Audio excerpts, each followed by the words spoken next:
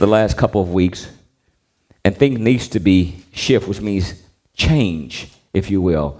And so I talked about the shift key. I talked about the paradigm shift.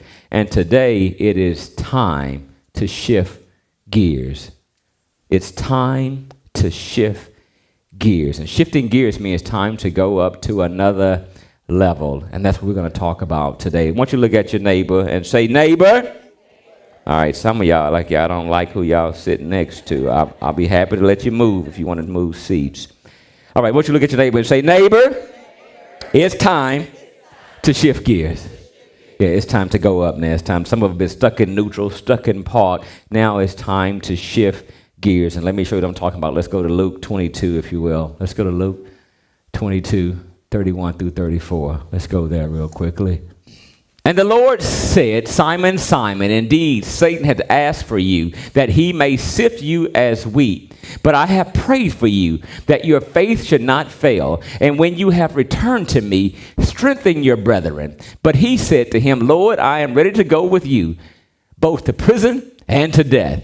Then he said, I tell you, Peter, the rooster shall not crow this day before you will deny 3 times that you know me. Now, when I first read this many years ago, I thought it was bad what he said, that you're going to deny me, that you're going to betray me. But as I grew and as I matured and as I read it, this was actually the best thing that could have happened to this young man. Look at your neighbor and say, let's shift gears. Shifting gears is moving from where you once thought of it to where now you think of it. Looking for where you once looked at it to now you look at it totally different. Look at your neighbor and say, I'm going to look at this totally different. The reason I want you to look at this totally different, because once you look at this totally different, you'll start to look at your life totally different. And that's what I want to focus on. Look what he says. He says, and the Lord said, Simon, Simon, exclamation, Simon, Simon. Now, I thought about it for a minute. Why come he just didn't say Simon? And the Lord said, Simon. I'm sure he knew his name. Why did he say Simon, Simon? I believe because at one point he had called him and he didn't hear him. I think a lot of times in our life we get so busy with life that we don't realize the Lord had called us one time before. You've ever been in times in your life you're like, I just feel like I'm missing something. I feel like I should be further than where I am today. Is there anybody but me? Because I know I feel that way. Me joking with you. I feel like I should be better. He's saying, Simon, Simon, because I've called you before and you didn't hear me. You missed it the first time I called you. Somebody say, Lord, call me again. Just call me one more time. Give me another chance, if you will. I'll hear you this time. I'll be patient this time. I won't be busy this time. Call me again. Call me again. Simon, Simon, I've called you before and you didn't hear me. I had things for you before and you missed it. But God is so kind, I'm going to call your name again. God, just give me another chance. Call me again. And the Lord said, because he's calling him. You ever been waiting on that very important phone call and you missed it? Did you not pray, Lord, please let them call me? Please let them call me again. I don't want to miss this opportunity again. And the Lord said, Simon, Simon. Most of you are in church right now because you heard the Lord called you again. You said 18, if you call me, Lord, at 19, I'm going to church. Oh, at 19, I'm going to be better. At 19, I'm going to pray more. Oh, at 19, I'm going to love more. Oh, at 19, I'm going to give more. Oh, at 19, I'm going to be more because I heard you this time. Simon, Simon, indeed Satan had asked for you, that he may sift you as wheat. I thought it was very peculiar that he says, Satan has asked for you. That got me excited. It might not get you excited, but it got me excited. That even the devil still has to ask for permission. Oh, the devil is in my life. He's attacking me. Well, first of all, according to this here, he had to at least ask. He can't do nothing on his own free will without him getting permission from the Almighty God. He got to ask. He's got to ask God for permission. Now, Paul already gave us a hint and says in Romans 8:28, all things works together for the good of those who love the Lord and called according to his purpose. Look at your neighbor and say, this boy got purpose. Come on now. Look at your other neighbor and say, this boy got purpose. God is about to use this very thing for this boy's. When God is taking you what he's taking you to, trust me, he's going to use it for your purpose. I don't know what I'm supposed to be doing or what my life is like. God got purpose for you. Satan has asked for you, and since he asked, I think I can use this. I think I can use this. Remember now, he said, Simon, Simon, which means I called you before and you didn't hear. Now I'm about to allow him to do some things for me, so next time you won't miss it. You ever notice throughout life that when we go through certain experiences, we come out a little more sensitive now, a little more cautious now. You walk a little more gentle now. You listen a little bit more now. Because that last thing about knocked me out.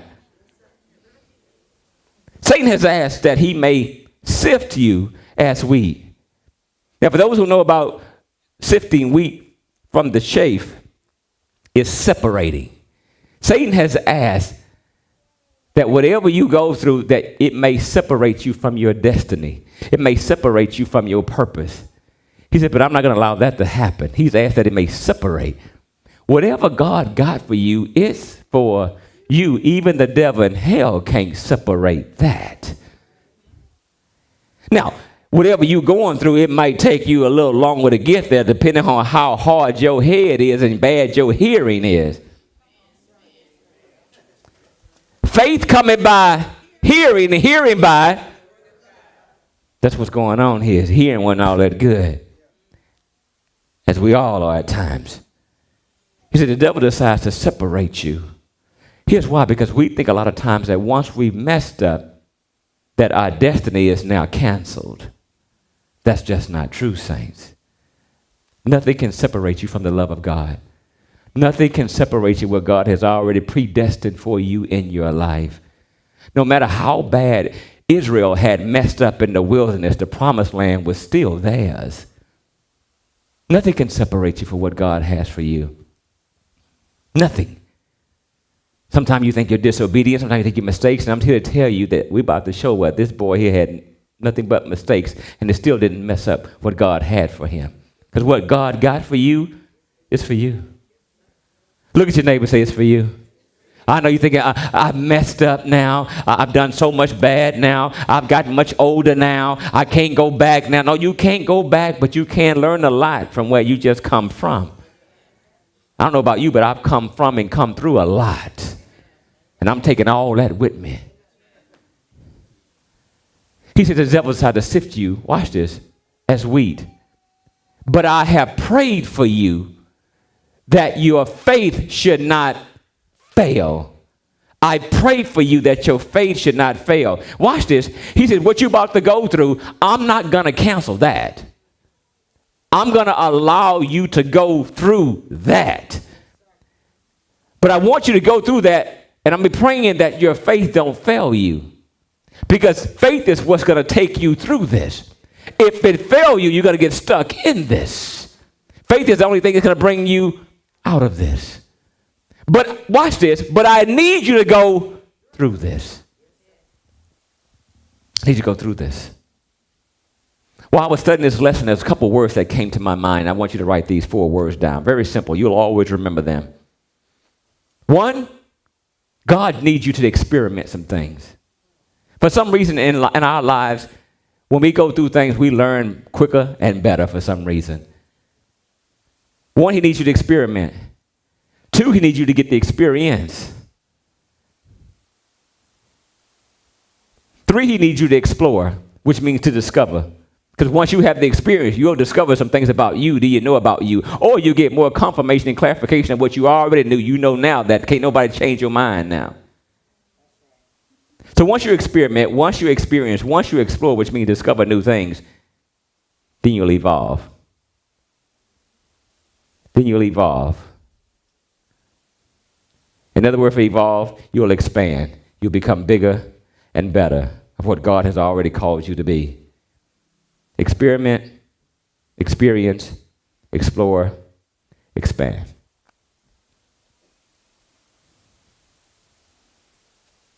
I pray that your faith should not fail. And when you have returned to me, strengthen your brethren. When I read that, he prophesied. Did you see that? He said, you're going to go through some stuff. I'm not going to pray that my Father remove the stuff of what you're about to go through. You need to go through this because this very thing you got about to go through is going to help you. Not only is it going to help you, watch what he says. He says, and when you have returned to me. So you going to leave. You going to leave. You going to fall off. It's going to happen. Truth be told, we all have fallen off. When you have returned to me.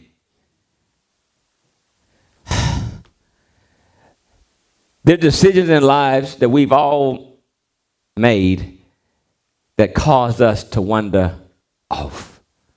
That I know I should be doing this, I should be doing this, and I should be doing that. That's wandering off. He says, when you return to me, he said, strengthen your brethren. So the process is going to cause him to be stronger. Look at it. He said, when you go through this, when you return to me, strengthen your brethren. Strengthen your brethren. So this experience is going to cause me to be so much stronger, so much better. I got a whole newfound idea and outlook when people say now, I'm going through. It's the through that gets you too. That's why he's saying that when you're going through, I pray that your faith don't fail you while you're in it, because the faith is the only thing that's going to bring you out of it. Once you come out of it, you will be strengthened. Lord, make me stronger. Lord, make me better. You know, we've all prayed that prayer. And all I say is, since you've asked to be strengthened, you've asked to be stronger, you've asked to be better, then prepare to go. You got to go through it. Can't go over it. Can't go under it. Can't go around it. You got to go. But it's through the resilience. It's through what's coming against you is the very thing that's making you stronger. It's like going to the gym and dealing with them resistance bands. It's the resistance that's causing you to work your spiritual muscles. It's causing you to start to work your faith in the midst of what you're dealing with. I don't care if it's a relationship. I don't care if it's finances. I don't care if it's your body. I don't care if it's your family. I don't care whatever it is. It's what you're going through that's actually working for your good. It's causing you to shift gears. It's causing you to do that. He's causing this to do that. So when you strengthen, when you come back to me, strengthen your brethren. Not only was the experiment cause you to have an experience now, but since you've explored and discovered some things and you've expanded, now you can help everybody else. Do you see that? Strengthen your brethren. God is so awesome. He says, what I'm about to give you won't be just for you. It'll be for everybody else who you come in contact with. Why are you taking me through this, God? He said, not only is it going to make you stronger and make you better, but there's some people I'm going to be sending to you that you're going to be able to testify and encourage them. And truth be told, once we come out of whatever we're going through, notice he sent people our way, so therefore we can strengthen them on whatever they're dealing with. Strengthen your brethren, he says. But he said to him, Lord, I am ready to go with you both to prison and to death. Lord, I'm ready right now. There's some things in all of our lives. You said, I'm ready for it right now. He says, no, you hadn't You hadn't been through it right now. You ain't ready for it right now. It's what you about to go through that gets you ready. The Bible says at the end of the day that God shall not be mocked. In other words, you can't make a fool out of God. That, he said, which I have for you, before I give it to you, I have to prepare you for it. Once I prepare you for it, then you're ready for it, then you can't lose it. No, the devil in hell can take it away from you because you're prepared. You're prepared.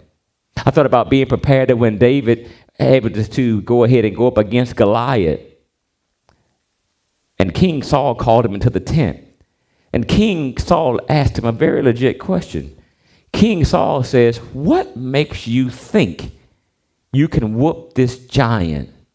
You're just a boy. Here's what the boy said. The boy said, I've already killed a lion. I've already killed a bear. Surely this uncircumcised Philistine shall fall. In other words, what he was pretty much telling him, I've already been through it.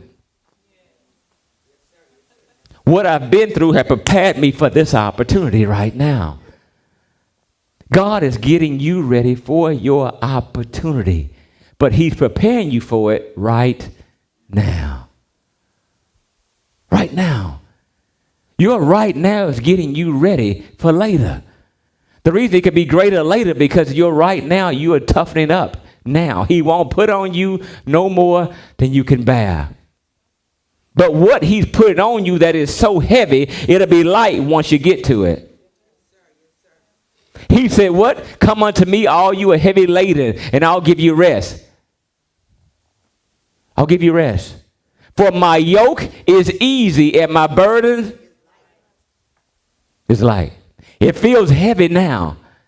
Could it be that you could only lift 20 pounds right now and God putting 40 on you? You say, why are you putting 40 on me? I can't lift 40 right now. He said, but there's things I got, that 40 blessings, you're going to have to be strong enough to carry it. No one can carry your blessings for you. No one can carry that for you. So I got to make you strong enough over here so you can be able to carry all that. He won't put on you no more than you can bear. He says, Lord, I'm ready to go with you, both to prison and to death. Then he said, I tell you, Peter, the rooster shall not crow this day before you will deny me 3 times that you know me. I noticed something here. Look at verse 31. And the Lord said, Simon, Simon, right? But look at 34. Then he said, I tell you, Peter. Same boy. Why did he call him something different? The reason he called him something different, because once you go through what I'm about to take you through, you will be something different. I'll call you by another name because you will have a whole different character. You won't be Simon anymore. You will be Peter. You won't be just faithful anymore. You'll be a rock because I've taken you through something that made you tougher, made you harder, to show you that you'll be able to do all things but fail. I want to call you another name. Think about it.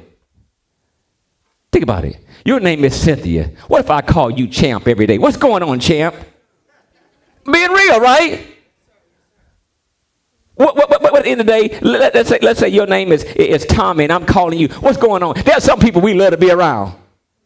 What's going on, Big Timer? What's going on, Bad and Bougie? What's going on, Big Daddy? There's a name that people will call us and make us rise.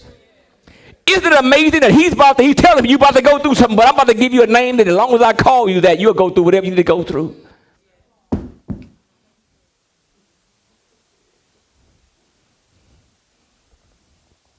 What if somebody saw you every day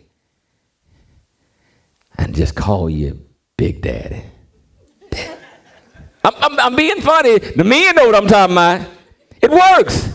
Hey, Big Daddy. Chest sticks out now. Matter of fact, he finds himself going through the store now buying stuff. He's like, what you put that on for? I'm just going to work. Don't worry about it. Same thing for the lady. You sure look pretty every day. Every time I see you, you look pretty, ma'am. You're a pretty lady. You're pretty. All of a sudden, she putting on makeup now. She putting her hair back now. Here's why. That person just called them by a whole different name. There's a lot in the name. In the name, you'll find the character. In the character, you'll find the habits. In the habits, you'll find a lifestyle. He's changing this boy's name because he's going to change his character. The day of Pentecost, who do you think preached the first sermon? This boy. Notice, he says, I tell you, Peter, you're going to need to hear your name of what I see you to be, not what you are now, but what you're going to be.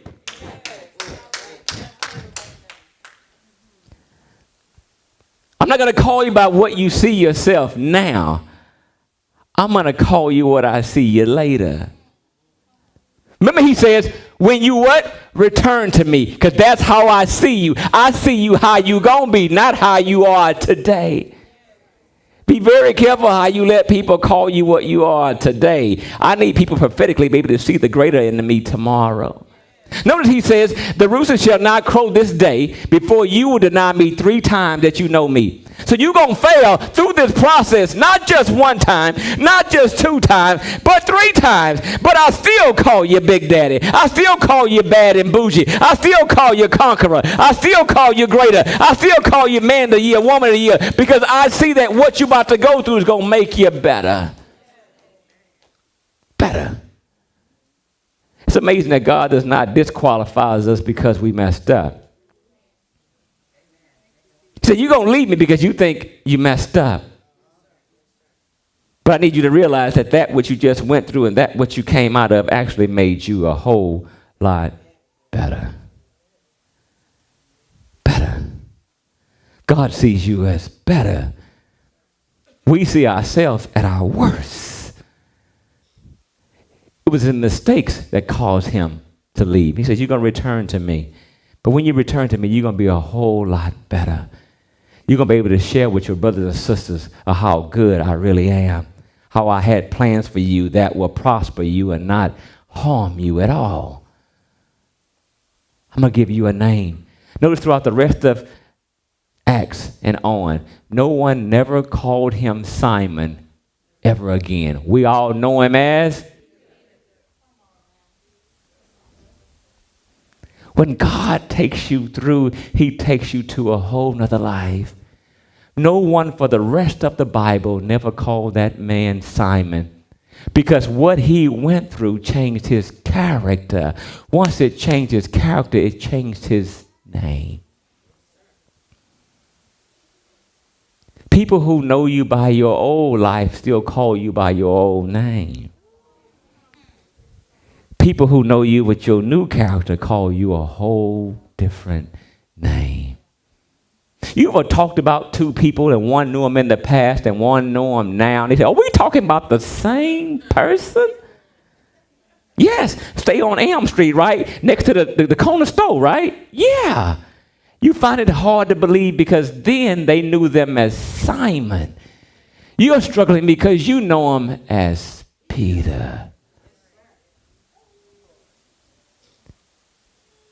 You know him as Peter because you know him after what they went through. And I'm telling you today that I'm talking to some Simons right now, that God says, I'm using what you're going through now to develop a whole new character so people can call you by a whole new name. And it's time to shift gears. Thank him in the midst of what you're going through, because it's going to develop some new things in you that you had no idea you had in you. He's making you better. He's making you stronger, not just for you, but for your entire family, for your friends, for your coworkers, and for your neighbors. He is faithful. He is kind. He is merciful. And he has a whole new name for you. There's some people we all met in the highways and byways, and they have been a blessing to us. They've been the Peters. And they will be able to share you some stuff of when they were Simons. that you would never believe. I used to be this, I used to be this, I used to do this, I used to do that. And you go, what? Get out of here.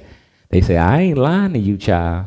I did all that, and I did it very well until I went through some stuff. And then God showed me who I really was and what he really had for me. And from that day forward, I never been the same, because why? God caused me to shift some gears in my life, to go to the next level, to be something I've never dared to be before.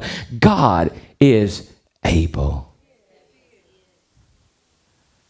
So I want you to take this message and hide it in your heart, and knowing that God has some great things for you in your life. I too no longer call you Simon. I too call you Peter. And Peter's just a reminder that you're able to do all things. Whatever you put your hearts and minds to do, God is able to take you through it, bring you out of it, and take you to a whole nother level. Hey, that's my time. I thank you for yours. Can we get a Lord a big hand clap of praise, if you will?